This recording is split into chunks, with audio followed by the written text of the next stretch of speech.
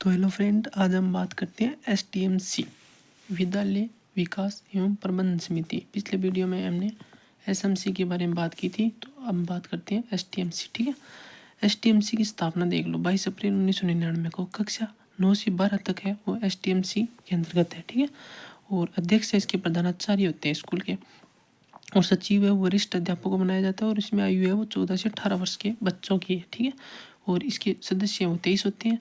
प्रति अमावस्या को बैठक होती है। ठीक है, और संरचना रमसा राष्ट्रीय माध्यमिक शिक्षा अभियान की गाइडलाइन के अनुसार है। ठीक है, इसकी संरचना हुई है। इसमें कुल 23 सदस्य हैं। देख लो किस किस तरह है। ठीक है, आराम से देख लेना। एक प्रधानाचार्य है, आपको बताया मैंने, वो अध्यक्ष होते हैं, और SC/ST के अभिभावक 2 होते हैं। ठीक है, और इसके अलावा महिला अभिभावक है वो 2 होती है, और SST मैथ और साइंस के 3 अध्यापक होते हैं। ठीक है, और पंचायती शहरी निकाय का प्रतिनिधित्व करने वाले 2 अध्यक्ष होते हैं, सदस्य होते हैं, सॉरी। एडिट व वित्त विभाग का प्रतिनिधित्व है वो 1 होता है। ठीक है, और शैक्षिक पिछड़े अल्पसंख्यक प्रतिनिधि 1 होता है, और महिला समूह की प्रतिनिधि भी 1 होती है।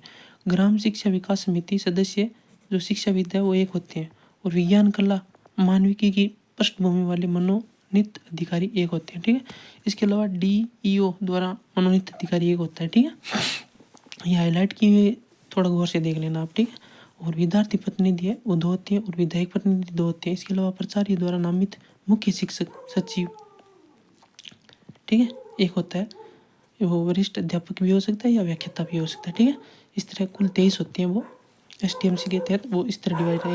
एक बार आराम से देख लेना। ठीक है, इसके अलावा देखो कम से कम 50% महिला होनी चाहिए एसटीएमसी में, और कार्यकारिणी का कार्यकाल है वो 2 वर्ष का होता है।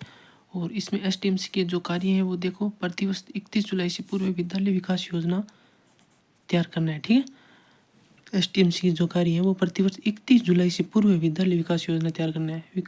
विद्यालय विकास योजना आपको याद आ रहा है आरटी 2009 की धारा 22 के अंदर है। ठीक है, एनीवे वो तो आपको एक्स्ट्रा वीडियो दिया हुआ है, लेकिन आप ये ध्यान में रखना 31 जुलाई से पूर्व विद्यालय विकास योजना तैयार करना एसटीएमसी के कार्य। ठीक है, इसके अलावा रमसा के निम्न जो लक्ष्य है वो देखो, नामांकित दर है वो 10 नामांकन संख्या तक लाना। ठीक है, और माध्यमिक स्तर की ड्रॉप आउट है वो 2.5% तक लाना है। ठीक है, ये बहुत इंपॉर्टेंट है, देख लेना आप। ठीक है, एसटीएमसी की जो रमसा की जो कार्य है वो माध्यमिक स्तर की ड्रॉप आउट है वो 2.5% तक लाना है। ठीक है, अगस्त माह में तैयार विद्यालय योजना के जो भी योजना है वो सालादर पर अपलोड करनी है। अगस्त माह में अगस्त माह तक जितनी भी विद्यालय की जो योजना है वो सालादर पर है उस पोर्टल पर अपलोड कर देनी है।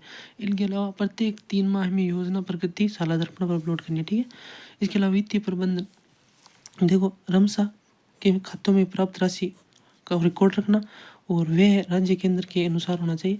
और बैंक खातों में लेन देन समिति के अध्यक्ष और सदस्य सचिव के संयुक्त हस्ताक्षर होने चाहिए। ठीक है, वित्तीय प्रबंधन समिति के अंतर्गत जो उसमें जो बैंक खाते में जो लेन देन है वो समिति के जो अध्यक्ष और सदस्य सचिव है उनके हस्ताक्षर करने के बाद ही वो लेन देन किया जाता है। ठीक है, एसटीएमसी की सलाह से अन्य राशि का उपयोग। ठीक है, एसटीएमसी है वो विद्यालय में उसकी सलाह से ही जो राशि होती है वो अन्य चीज़ों में उपयोग ली जाती है। ठीक है, इसके अलावा बैठक है वो DO कभी भी बुला सकता है। ठीक है, एसटीएमसी की बैठक DO बुलाता है वो कभी बुला सकता है, और प्रत्येक बैठक होती है वो अमावस्या के दिन ही होती है। ठीक है, इसके अलावा कोरम 50% होता है। बैठक की सूचना है वो प्रधानाचार्य द्वारा 2 सप्ताह पूर्व दी जाती है।